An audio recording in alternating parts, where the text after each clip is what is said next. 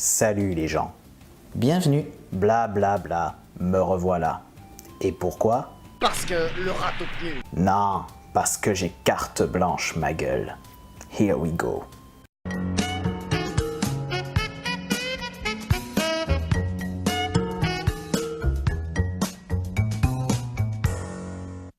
Depuis que je fais équipe avec Super Miro, vous remarquerez que l'aspect principal qui semble ressortir dans l'évolution, c'est le principe de sélection, qui amène à l'adaptation. Même si on a précisé que le hasard reste une notion majeure. Du coup, certains auraient tendance à vouloir attribuer à tous les caractères des espèces vivantes un intérêt fonctionnel, avec la vision d'une sélection naturelle toute puissante et bienfaisante, sorte de nouveau dieu païen dont Darwin serait le prophète. Ouais, je sais, je grossis volontairement le trait. Big up aux créationnistes. Oups. Oh, mais qu'est-ce qui se passe? Oh, mais regarde. Mais c'est le doigt. Mais oui, c'est le doigt. Oh, c'est le doigt qui danse. N'empêche, cette vision des mécanismes de la nature se rapproche assez de la vision spirituelle ou religieuse du monde, en s'émerveillant de la beauté des choses, de son apparente perfection, et en s'exclamant « Ah, que la nature est bien faite ». C'est l'adaptationnisme. Ben ouais, c'est dans le titre, amiral Ducon. On parle aussi de démarche panglossienne, qui consiste à vouloir trouver une utilité en tout. Du personnage de Pangloss dans le Candide de Voltaire. Allez voir Évolution des clés pour comprendre sur le pollen. Et dans les faits, tout dans la nature n'est pas utile et n'est pas le résultat direct de la sélection. Et surtout, la perfection n'existe pas. À part moi, je suis l'exception qui confirme la règle. Ce qu'il ne faut pas entendre. On se passera de tes commentaires, merci. En fait, la plupart du temps, tout est une question de compromis entre les pressions de sélection en action, qui créent l'adaptation, et les contraintes de construction inhérentes à l'organisme. Au même titre que l'on a vu qu'il y a compromis entre différents types de sélection, ce qui amène à une coexistence de comportements coopératifs et compétitifs chez les êtres vivants, ou encore mutualistes et parasites. Oui, comme les hyènes qui coopèrent pour chasser et après sont en compétition brutale pour l'accès à la bouffe. Et comme pour la sélection, il existe plusieurs types de contraintes et plusieurs formes de compromis.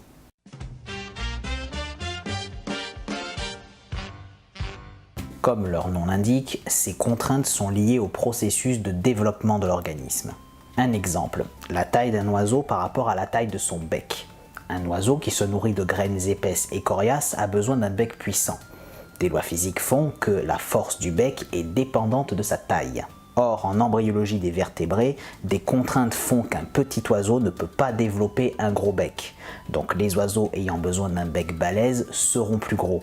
La sélection s'applique sur le bec et les contraintes architecturales vont influer sur la taille de l'animal.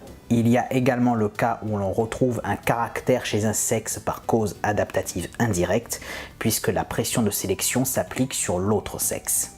Un exemple, le téton chez l'homme, qui résulte de l'adaptation chez la femme à la fonction qu'est l'allaitement.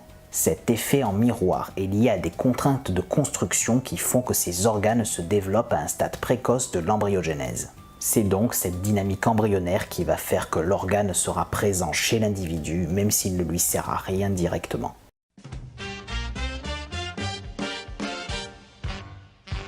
Là encore, c'est implicite, ça signifie que certaines imperfections structurelles chez un organisme sont liées à l'histoire évolutive de sa lignée.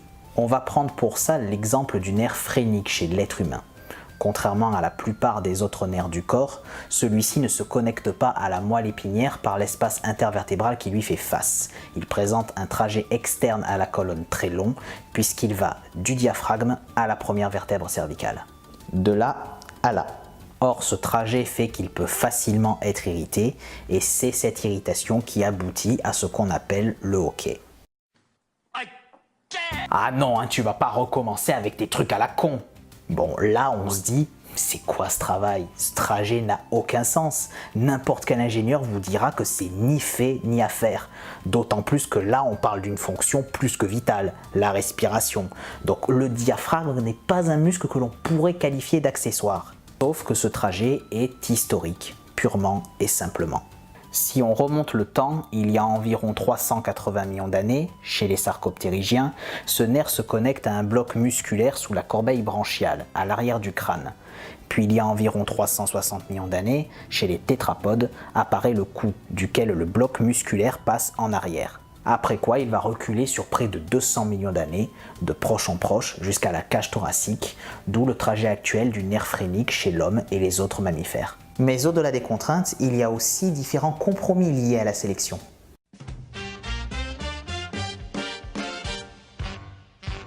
Prenons l'exemple de la hyène tachetée, seule espèce de mammifère dont la femelle met bas par le clitoris, son vagin étant obturé.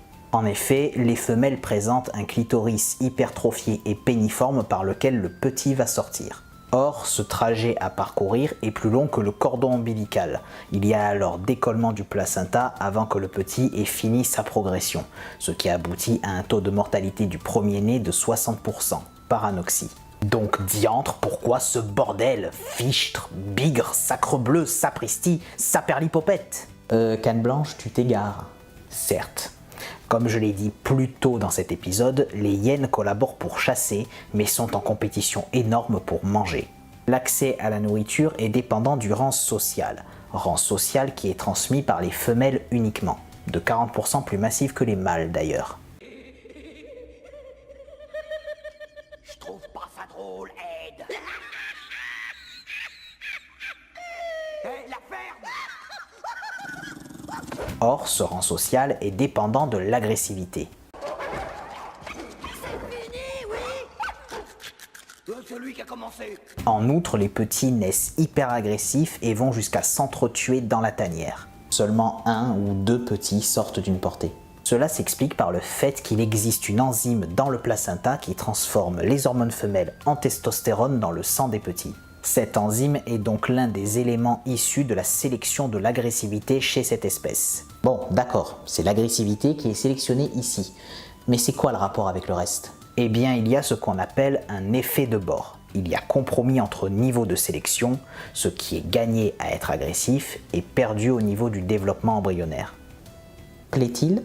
En fait, lors de la gestation, la petite femelle est soumise dans l'utérus de sa mère à des taux de testostérone équivalents à ceux d'un mâle adulte. Donc certes, elle acquiert ainsi de l'agressivité, mais double effet qui se coule, ou effet de bord si tu préfères, ses organes sexuels externes vont dévier vers la forme mâle.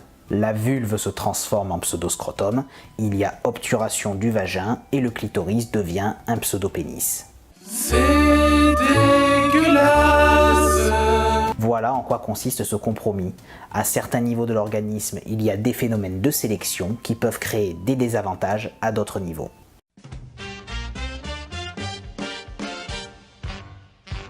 En gros, ce compromis est issu du fait que ce qui était bien à une époque, par le biais de certaines pressions sélectives s'exerçant à un certain moment d'un lignage, ne l'est plus forcément à une autre époque. Ce qui était adapté hier ne l'est pas forcément aujourd'hui.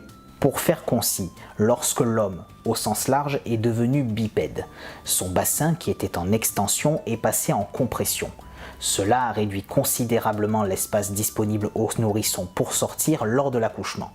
Mais là où c'est devenu la merde, c'est quand le cerveau, donc le volume du crâne, a commencé à grossir. Aujourd'hui, on a d'ailleurs atteint la limite en termes de passage de la tête du nouveau-né, ce qui fait que sans aide médicale, l'être humain comme la hyène présente l'un des taux de mortalité à la naissance les plus élevés chez les mammifères. Et encore, ce n'est possible que parce qu'à la naissance, les sutures crâniennes du bébé humain ne sont pas soudées, ce qui fait que le crâne est souple et déformable. Mais jusqu'à un certain point, faut pas pousser. Du coup, à un moment, le bassin est contraint par une bipédie qui est avantageuse, puis 2 millions d'années plus tard, une autre pression de sélection arrive sur la taille du crâne. Le système devient alors limite et il y a compromis entre 2 moments de sélection. Et c'est plus ou moins la même chose avec notre colonne vertébrale, elle aussi passée en compression, qui doit supporter le poids de notre tête bien plus volumineuse que ne l'était celle des premiers bipèdes de notre lignée. Ce qui fait que nos vertèbres et leurs disques intervertébraux subissent plus de contraintes que ce qu'ils devraient, et fait du mal de dos l'une des pathologies les plus répandues à notre époque. Au final, la sélection naturelle et l'adaptation ne sont pas des moyens de perfectionnement de la nature, car il y a d'autres facteurs à prendre en compte, et ces contraintes et compromis dont nous avons parlé sont là pour nous en convaincre. Qu'on vienne pas me dire que la nature est magnifique après ça.